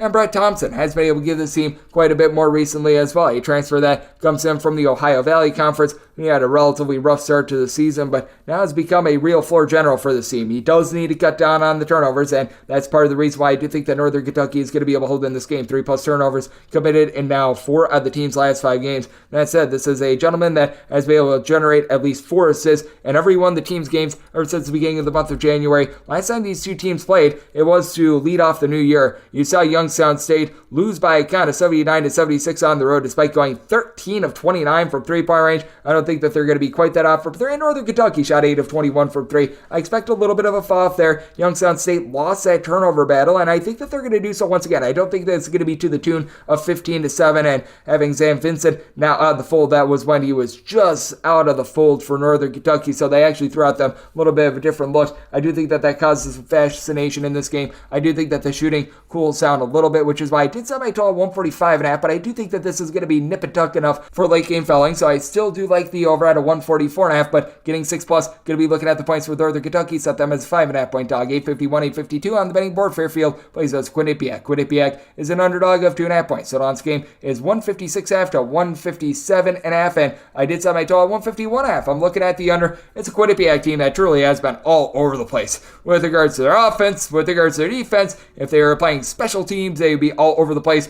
with that regard as well. But this is a Quinnipiac team that's about 127th in all of college basketball in terms of points allowed on a per possession basis, and they've hit the road quite well. They're only giving up 1.4 points more per 100 possessions away from home rather than at home, and this is a Quinnipiac team that should be able to do a relatively solid job by committee on the glass, as you've been able to get each of your top 3 scorers to be able to give you at least 4.7 rebounds per game, and you've got Xavier Lewis, whose 7.5 assists per contest is in the top 5 in all of college basketball. It's a Quinnipiac team that's shooting 34% from 3-point range, and despite the fact that Fairfield has become a much better offensive team, despite the fact that they've cranked up their tempo, they're still a relatively okay defensive team. 156th in the country in terms of points allowed on a per possession basis. They go up against a Quinnipiac team that is an average 3-point shooting team. They're shooting as a collective about 34% from the outside. The big key for Quinnipiac is being able to guard the arc themselves, as Fairfield has gotten quite hot from the outside. Quinnipiac, they allow opponents to shoot about 32.5% from 3-point range in a road/neutral court environment. Meanwhile, this is a Fairfield team that actually allow opponents to shoot 34.5% from 3-point range at home rather than a 31.5% clip away from home, as you've got Matt Blahnic for this Quinnipiac team giving you 18.5 points, shooting 36.5% from 3-point range. Paul Otinho being able to give you a steal and a block and a half per contest is also impactful. Meanwhile, this is a Fairfield team that they don't have a ton down low. You've had someone like a Lewis Bleachmore give you about 5.5 rebounds per game, but they're going to rely upon the versatility of Jasper Floyd. Only gives you about 9.5 points per contest, but about 5.5 boards, 5 assists, 2.3 steals on a low 33-point shooting clip. You've got Bryson Gudine, who's shooting 49.5% from 3. All in all, it is a Fairfield team that they do shoot 37% from 3-point range, and it's a Fairfield team that all of a sudden they've been able to do a little bit of a better job of being able to generate some turnovers as well. In terms of turnovers forced on a per possession basis, this team has been able to ascend into the top 100 in all of college basketball. Last year, they were just very much a sluggish team that they really wouldn't get after it too much, so that has been a new wrinkle that Fairfield has been able to work in there, but I do think that Quinnipiac is going to be able to do the better job on the glass. That'll be able to keep them relatively lively in this game, despite the fact that Fairfield is cranking up their tempo a little bit more. I think that we've gone too far with regards to the total, but I do trust in this Fairfield team to be able to cover this game at the free throw line. They shoot 78% as a collective. Each of their top 4 scorers, they shoot at least 78% at the free throw line. While I do think that this is a close game, I do think that that free throw shooting of Fairfield, it is going to be able to win out in what I think is going to be a close competitive game. Set my line at 3.5, so here at the 2.5, I'm going to be willing to lay the number. Set my total at 151.5, so also going to be diving in on this total under 853, 854 on the betting board. It is St. Peter's, and St. Peter's hits the road. They're facing off against Siena. Siena does find themselves as an underdog of 7.5 points to 8 points. Total on this game is anywhere between 125.5 to 126, and for St. Peter's, I initially set them as a 6-point favorite. I now had to set them as a 9-point favorite because you've got all sorts of injuries that are happening with regards to Siena. Shonduru Gordon being out of the fold is absolutely brutal. You've got Michael Ely who's out of the fold. That's absolutely brutal as well. These are really your main 2 scorers, and even with Shonduru Gordon in the fold, they had only scored north of 70 points in 2 of the games that he was out there for. I think he was out there for either 8 or 9 games, but I mean, he was by far leading the way for this offense. You've got a Siena team that's in the bottom 15 nationally in terms of points scored on a per possession basis. There's 16.5 turnovers per game. That's a bottom 5 mark in all of college basketball. Pretty much this offense is Zach Tekken right now, who's been able to give you 9.5 points on 26.5% three-point shooting. And, oh yeah, Siena, they're shooting 26.5% from 3, 63% at the free throw line. Now, I am still going to be willing to take a look at the over in this spot because, for one, I do think that now that they've gotten a game under their belt without these two guys in the fold, and you could perhaps get one of these guys back. I'm thinking if you get either Ely or Drew Gordon back, they are going to be very far from 100% though. But that said, even with St. Peter's has been brutal with regards to their offense, this is a squad in Siena that they certainly do give up the points as well. This is a team that has given up at least 70 in 3 out of their last 4 games, and for the St. Peter's squad, they've been able to get a little bit more going on offense. I'm not saying that this team is amazing by any stretch of the imagination, but they've been able to get to at least 67 points in 7 out of their last 8 games. You've got a squad that is in the top 40 nationally with regards to percentage of missed shots that do result in an offensive rebound. This despite the fact that you don't have a single guy in the roster that gives you north of 6.3 rebounds per game. You've got Corey Washington, Michael Hoagie, who have been able to combine for about 12 rebounds per game. They've been dealing with an injury to Hoagie, so he's most likely going to be out of the fold. But even with him out, it's been Mohamed So, who down low doesn't give you a lot of scoring, but he's been able to give you about 5 rebounds per game. He's gotten to at least 4 boards in each out of the last 5 games with Hoagie being out of the fold, so he has stepped up in a big way. St. Peter's also a relatively solid free throw shooting team. They shoot north of 73% at the charity stripe. They fell a lot, but they do find a way to be able to get to the free throw line as well with the Siena team. I do think that's going to be relatively difficult for them moving forward, though. The one thing that they've been able to do an okay job of is being able to get a few second chances as well, as you've been able to get right in the neighborhood about 6.5 rebounds per game out of Giovanni Emaruju. So he's been relatively solid for this bunch. And then Michael, I'm going to say this last name incorrectly, Eva Bagaru. Hopefully I said that correctly. 6.5 points, right around 6 boards per contest. So he's been with the boards for this team a little bit as well. I do think that for Siena, they're just really in a doomsday spot. I did set them now as a 9-point underdog. I was originally setting this line at 6 when they ruled out Chandu Gordon along Michael Ely on Friday. I did have to make a bit of an adjustment, so you notice a little bit of a difference with regards to the handicap in this podcast as compared to when I initially tweeted it. That's why, but that said, I'm going to be willing to lay the number with St. Peter's, made them a 9-point favorite, and did set my total 127. Again, I do think that St. Peter's going to be able to get their 70 points and do just enough on this low total. Going to be looking at the 126 over, and I'm going to be willing to lay it with the Peacocks. 855, 856 on the betting board, Manhattan. It's a road face-off against Niagara. Niagara is a favorite of 9 to 9.5 points. Totals between 148 and 148.5. I did set Niagara as a favorite of 11 points. I'm going to be willing to lay the number. This is a Manhattan team that's just been getting absolutely destroyed in so many facets of basketball. For Manhattan, this team is outside the top 300 with regards to rebound rate. They are outside the top 250 in terms of points allowed on a per possession basis. They're outside the top 300 in terms of points scored on a per possession basis. They have been able to find a little bit in Shaquille Bender. He's been able to give you about 13.5 points at 34% three-point shooting. He's been able to do a nice job of cooking for the team, but he has been turning the ball over a lot. He's turning the ball over north of 2.5 times per contest over the last 5 games. It is a Manhattan team that only shoots about 30.5% from three-point range, while they themselves have to go up against one of the best three-point shooting teams in all of college basketball. This is a Niagara team that ranks in the top 20 nationally with regards to their three-point shooting percentage. Manhattan, 283rd in all of college basketball with regards to opponents' three-point shooting percentage. Now, Niagara will leave themselves open for some looks as well. 272nd in all of college basketball with regards to opponents' three-point shooting percentage. And at home, opponents are shooting 40.9% from three-point range against them, but I just don't think that Manhattan is going to be able to exploit this rather, shall we say, suspect defense of Niagara, a team that is now well outside the top 200 in terms of points allowed on a per possession basis. But when it comes to this Niagara team, you've been able to bring in some transfers that have been able to elevate this team, most notably Luke Bumbalo from Ball State, 10.5 points, shooting 38.5% from three-point range, and among scorers that have made at least 1 3. So that takes out Harlan Ibiona. He's a 7-footer that's been able to give you 7.5 boards, 9 points per contest. Everyone aside from him that has registered for the team at least 20 total points thus far this season is shooting at least 37.6% from three-point range. Ahmad Henderson being your main headline scorer with 14 points, gives you about 2 assists per contest. Bumbalo has been able to give you about 3.5 assists per game as well. And it's a Niagara team that they do a nice job of being able to take care of the ball. About 10.8 turnovers per game. This is a Metro Atlantic that is a very closely knit conference with regards to travel. You don't have to usually travel too far. This is honestly out there in Niagara, one of the bigger travel spots that you're going to have, so that takes it out of this Manhattan team even more. I do think that they are going to continue to struggle in this one. It's a Niagara team that, while they're not amazing on the glass, they're 226th in all of college basketball in this regard. I do still think that they're going to do a nice job of taking it to this Manhattan team, especially with the way that they've been able to elevate with regards to their offense. They're a top 110 team now with regards to points scored on a per possession basis. I do think that Manhattan can have a tough time doing their part with regards to this total. It's a Manhattan team that's in the top 125 in terms of total possessions per game, but this is also a Manhattan team that they have now scored 70 points or fewer in 5 out of their last 6 games, and this is a bunch that in regulation, so that takes out overtime. They have scored 72 points or fewer in all but one of their games thus far this season, so this is a line where I set my total at 145. We're going to have the under Niagara still outside the top 225 with regards to total possessions per game, and with Niagara willing to lay up to 10.5 with them.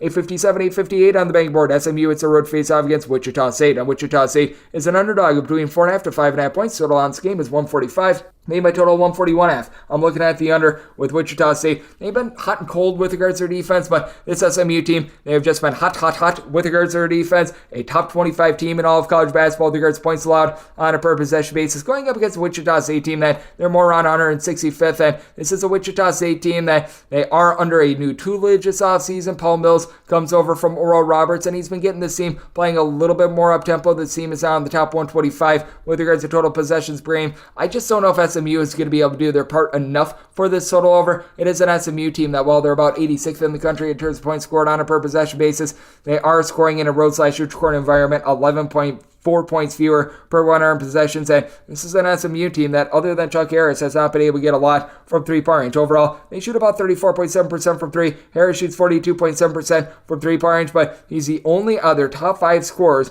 that is shooting above 25.3% from distance. I like Zariq Phelps, 14.5 points, 4.5 boards, 2 steals per contest, but also shoots about 25.5% from three-point range. SMU has been able to do a nice job of being able to generate turnovers, 8.5 steals per game, going up against a Wichita State team that they've been a bit sloppy with the ball, 13 turnovers per game, outside the top 200 in terms of turnovers on a per possession basis. But I do think that Wichita State is actually going to be able to do a relatively solid job on the glass. You've got a trio of guys in Dallin Reginald, Quincy Ballard, like Kenny Poto, who have been able to combine for 20 rebounds per contest. All three of these guys give you at least 6 rebounds per game individually. Wichita State is 76th in all of college basketball regards to rebound rate. SMU, they're clocking in more in the neighborhood about 49th. And then you do have Kobe Rogers, a nice primary scorer, is able to shoot about 38% from three-point range for a Wichita State team that, well, they've been a little bit rough with regards to their outside shooting as well. Wichita State is shooting about 31% from three-point range, 67.5% at the free throw line, so you've got a little bit of brutality there. And then when it comes to guarding the arc for Wichita State, it has been very hit or miss for them. They're 108th in the country, despite the fact that they had Memphis have that big giant outlier against them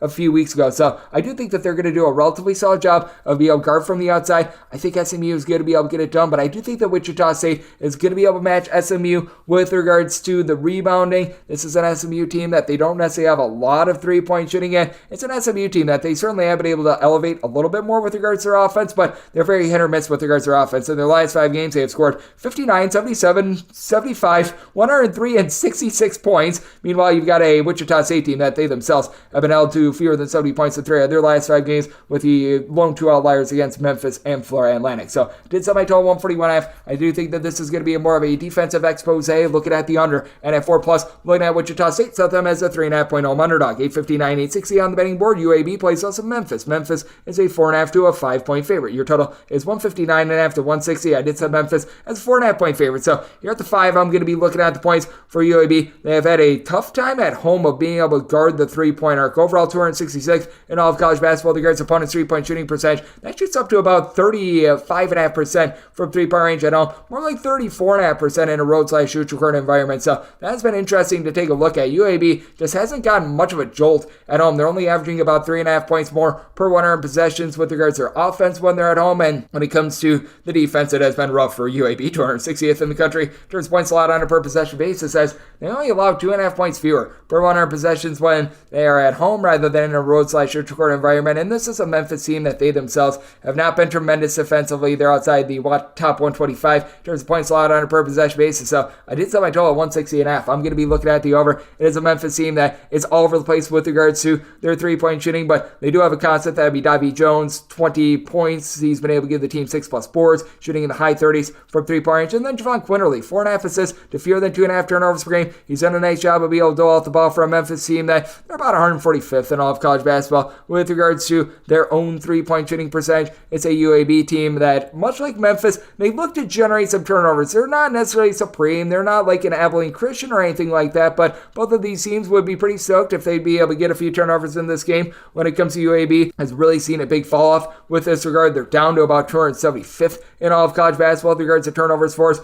on a per possession basis. This is a Memphis team that has been able to get after it quite a bit more this season. Memphis, in terms of turnovers per possession, they're about 95th in all of college basketball, but for this UAB team, they've been able to get quite a bit more down low. The XL Lenborg being able to give you about 9 rebounds per game, where UAB has really been able to make their hay on offenses, being a top 45 team in all of college basketball with regards to percentage of missed shots, resulting in an offensive rebound. Lenborg has been a big reason why you've had Javion Davis be able to give you about 6.5 boards per contest, and you're seeing this UAB team starting to shoot a little bit better from three-point range. Overall for the season, they only shoot about 30.5% from three-point range, but among their top 5 scorers that have made at least 1 3 this year, 4 of them do shoot at least 33.3% from three-point range. They're a better shooting team, in my opinion, than what the numbers bear out. They've taken care of the ball with about 11.5 turnovers per game. Eric Gaines, despite the fact that he's been as cold as an igloo from distance, gives you 12 points, 4 boards, 2.5 steals, right around about 5 assists per game as well. So there have been some bright signs for this UAB team that metrically, you take a look at them and it's been relatively brutal, but at the same time, this has been an offense that has been able to elevate. They've been able to get to at least 69 points in every one of their last 10 games. So I do think that this is going to be a little bit more of an up and down game going up against a Memphis squad that they themselves have given up 74 plus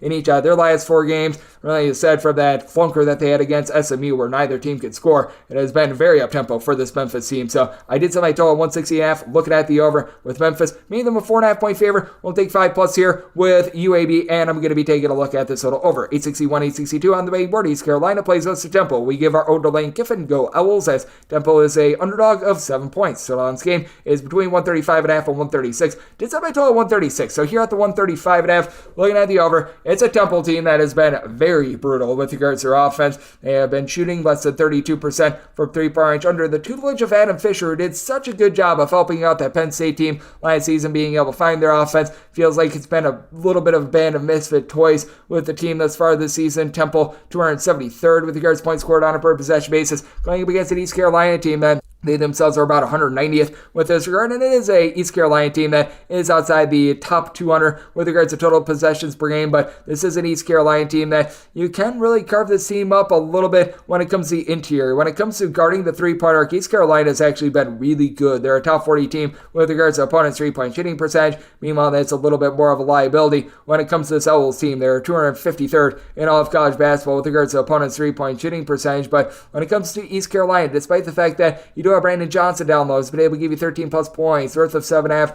rebounds per game. As a matter of fact, each of your top 3 scorers have been able to give you at least 5 rebounds per game. Azar has been able to give you about 5.5 rebounds per game. This has been a squad that has been very much exploited on the interior. East Carolina, 260th in all of college basketball with regards to opponents' 2-point shooting percentage. They do allow you to get to the free throw line from time to time, and for Temple, in terms of the interior, they're about 53% with regards to opponents' 2-point shooting percentage. Away from them, more like 47.5% when they are at home, and for Temple, they're just going to need to try to win the battle on the glass. It is an East Carolina team that has been a little bit more efficient with their offense, with Bobby Pettiford giving you north of 3.5 assists to fewer than 2 turnovers per contest, but for East Carolina, despite the fact that your big guns have been able to do a solid job down low, they're only about 153rd in all of college basketball with regards to their rebound rate. This is a Temple team that, while they've got many issues, they are also 270th with regards to their rebound rate as well, so that's not necessarily been too tremendous. but Xavier Miller has been able to give you about 4.5 assists and 2 turnovers. He's able to give you 16 points per contest. It is a Temple team that certainly has been giving it up recently as well. Last time they gave up fewer than 69 points in a game. You have to go all the way back to when they played Wichita State on January 7th, so that's each of their last 5 games. And when it comes to the East Carolina team, they themselves have fallen on some really rough times with regards to their offense. 64 points or fewer in each of their last 4 games, but they've been getting gashed quite a bit with regards to their defense as well. I do think that both of these teams are going to be able to bust out with regards to their offense, especially with having R.J. Felton on the side of East Carolina, who's able to give you 15.5 points, 6 boards, 2 steals, shooting in the mid-30s from three-point range. And Brandon Johnson,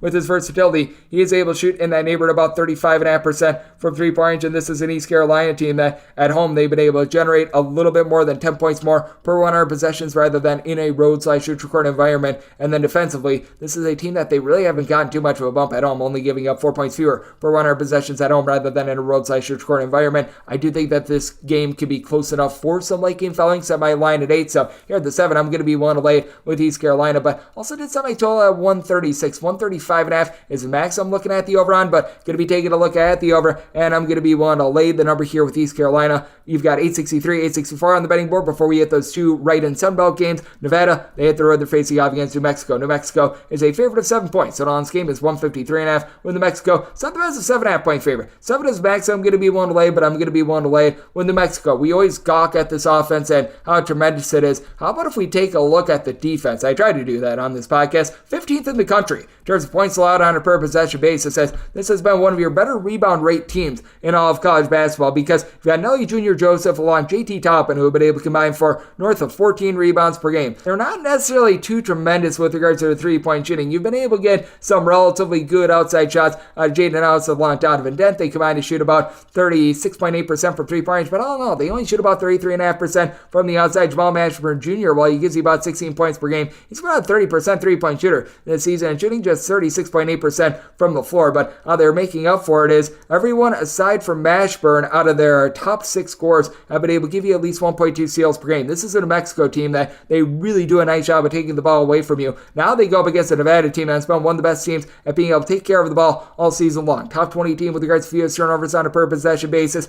It's a Nevada team that they themselves shoot about 34% from three-point range, but they've been able to do a solid job on the glass. They don't have those headline guys that are giving you like 8+ rebounds per game. Nick Davidson right now leading the way with about 10.5 points, 6.5 rebounds per game, but Keenan Blackshear is someone that does it all for the team. 16 points, 5 assists, steal and a half, 5.2 rebounds per game. That's a big reason why this Nevada team has just been able to get it done time and time again. They're about 164th in the country with regards to their rebound rate, but this has been a Nevada team that's done a really good job of being able to push you off the three-point arc, and this has been a Nevada team that they have traveled quite well as well. Nevada is 36th in the country with regards to points allowed on a per possession basis. It's a Nevada team that they shoot about 71.5% of the free throw line. They've got Jared Lucas being able to give you about 17.5 points per contest, and with Nevada, they've done a relatively solid job of being able to guard the three-point arc all season long as well. Opponents are shooting 31.1% from three-point range against them, but for New Mexico, they're about 79th in the country with regards to opponents' three-point shooting percentage, and at the pit, teams are shooting just 24.6% from the outside.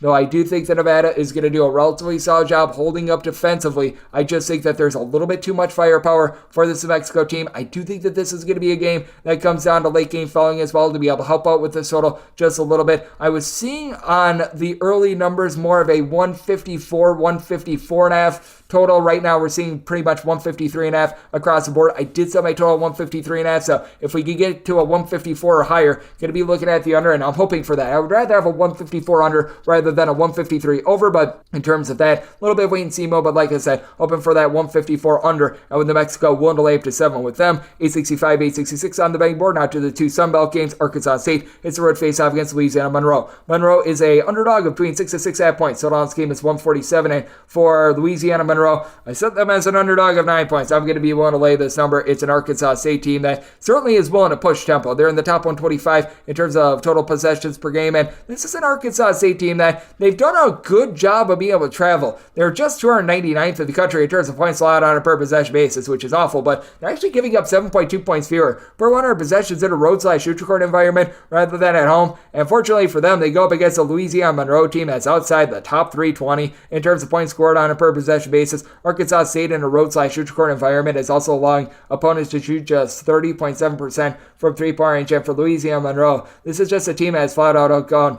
You've got Nika. It's a very hard last name to say, so I'm not even going to try to do it, along Tariq LaCour. For Nika, along Tariq LaCour, they've been able to combine for about 20 to 21 points per contest. They've been able to give you a little bit of something, and this is a Monroe team that honestly has not been a bad rebound rate team. They're a top 125 team with regards to their rebound rate, right in the neighborhood about 4 rebounds per game out of Adu Didu, who has come over from UAB. He's been a nice rim protector that really doesn't give you a lot of scoring. Been able to get about 9 points, 6.5 boards out of Jalen Bolden. He's a 6'4", a little bit of a bowling ball style guy that has actually given this team 10 plus rebounds in 3 of the last 5 games. Just hasn't resulted in very good shots. They turned the ball over 13.2 times per contest, despite being in the outside the top 250 with regards to total possessions per game. They shoot 65% at the free throw line. They shoot 27.5% from 3, and they're going to have a tough time against DeAndre Dominguez, 6'9" combo player for Arkansas State that is stroking it at a 34% clip from 3, 8.5 boards, 13.5 points per game. It's an Arkansas State team that only turns the ball over about 12 times per contest as well. This is not like the most amazing offense in the world, but you do have Caleb Fields, who gives you 5 assists, shoots 37% from 3, 12.5 points per contest. Freddie X, Taryn Todd are a pair of double-figure scorers as well for Arkansas State. They're clocking in with regards to points scored on a per-possession basis right around 85th now. That takes a big tumble when they are away from home. They have been scoring about 29 points fewer when they've been away from home. That said, this is a Louisiana Monroe team that, once again, this is not a very good defense in terms of points allowed on a per-possession basis, despite the fact that they aren't absolutely terrible on the glass. They're about 251st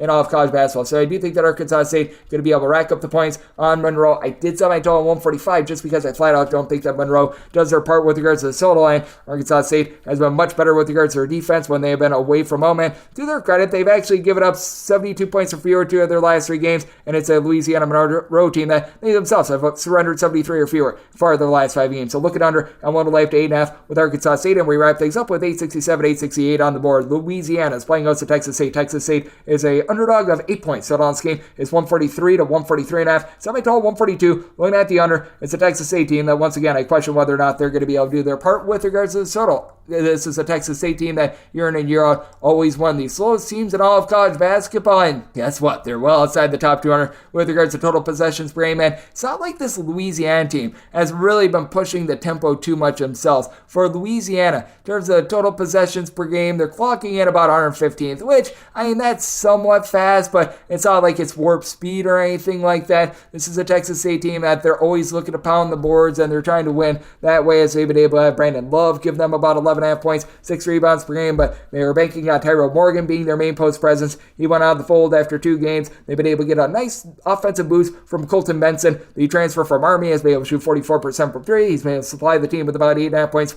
per contest, but he has scored a whopping 9 points in the team's last 3 games, and he's got 7 fouls to go along with those 9 points, so that's a little bit less than tremendous for a Texas State team that they shoot about 31.5% from 3-point range, and for a Texas State team that prides themselves on defense, they aren't necessarily doing a tremendous job of being able to do that, as this is a Texas State team that, honestly, on the road, they've been able to be a better defense than they have been at home. On the road, they're allowing opponents to shoot 29.3% from 3-point range. At home, they're allowing opponents to shoot 35.5% from 3-point range. Texas State overall, 211th in the country in terms of points allowed on a per-possession basis, allowing 0.4 points fewer per 100 possessions in a road/neutral environment rather than at home. And they go up against the Louisiana team that they have been giving up 16.5 points fewer per 100 possessions at home, and Louisiana has just completely put the clamps down on teams from distance. Louisiana, 3rd in the country in terms of opponents' 3-point shooting percentage. Opponents are shooting just 20.6% from 3-point range at home against them. Now, there should be a little bit of a fall off there, but you've got so many guys for Louisiana that's able to bomb it from 3-point range. They are a team that's outside the top 200 with regards to their rebound rate, but you still have Joe Charles, who's able to give you 9.5 rebounds per game. Famous Folks has been rock solid as well, giving you about 11 points and north of 5 assists per contest to about 2.4 turnovers per contest. Kobe Julian,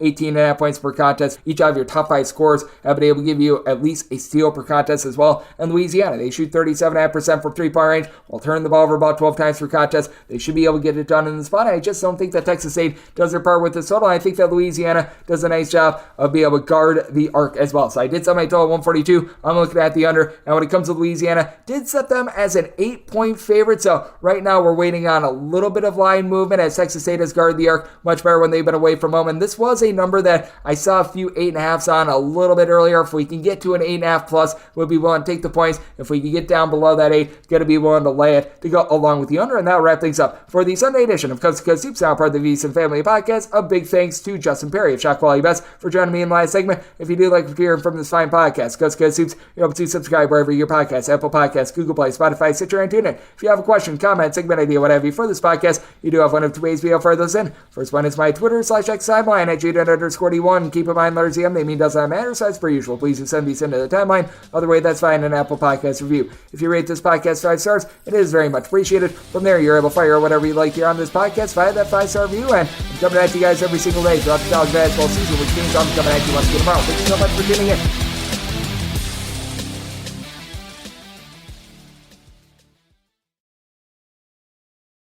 If your job at a healthcare facility includes disinfecting against viruses, you know prevention is the best medicine, and maintaining healthy spaces starts with a healthy cleaning routine. Grainger's world-class supply chain helps ensure you have the quality products you need when you need them, from disinfectants and cleaning supplies to personal protective equipment, so you can help deliver a clean bill of health. Call 1-800-GRAINGER, click Grainger.com, or just stop by. Grainger, for the ones who get it done.